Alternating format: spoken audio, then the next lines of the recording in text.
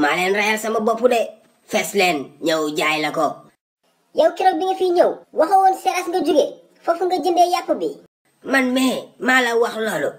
waaw waaw ak sa bopp bu xuufu bi xaw ma wataan moo la xuuf xaw ma lan. yàpp bi ma lay jaay jógewul seras de xam naa dama mandi woon rek moo tax xaw ma lu ma lay wax. yàpp bi yàpp kaña la de. ii kaña. waaw waaw 5 kaña laa rey. fees leen jël yàpp bi jaay la ko.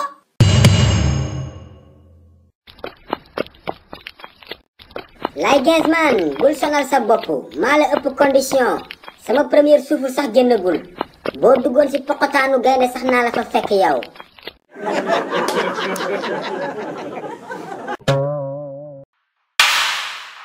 waxal li nga waxoon sànq yow nga ne su ma duggoon ci poqotaanu gaynde nga fekk ma fa.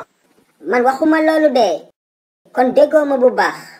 ah dégguma la yow lu tax nga may dàq ji sax laa bëgg a xam ba pare.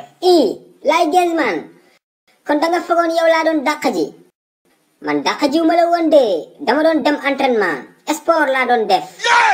sport bu pare nga yor sa mbolde. mais lay gens man dëkk bi moo wóoratul agresseurs yi dañuy roye de moo tax su may dem sport damay yóbbaale kuuru roof. baabu ñeme yàlla nga yow may wax sànq nga naan ma wuyu banday baayam yow tey foo jaar ma defal la bagage yow. lay gens man bul def loolu waay man kilifa laa nga futti ma nii ci mbedd bi xam nga ni lii rafetul waa baal ma léegi baal ma. xam nga muy yërëm talu te noonu nga bëree wax su ma la bàyyee suba nga takkaat rajo yi mbel mbel rek yow wax kan nga. barki sëñ nga ci faal soo ma baalee dootuma la wax dara. wër na. ak sama bakkanu doom de dootuma la wax dara. baax na seeyal balaa ma lay ngadd mbolde bi. wuy sama ndey.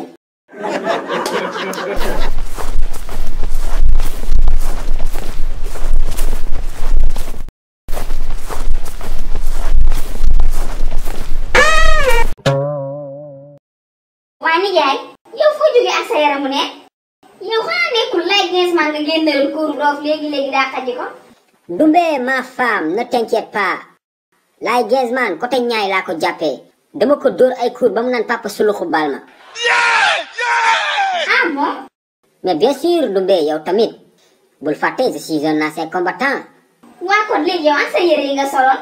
sama yére wax nga dëgg de Dumbe bi may dóor lay gens man ay mbolde gars yi dañu ma doon jàpp quoi di ma téye may xataraayu xam naa loolu moo tax ma simeeku te yëguma ko.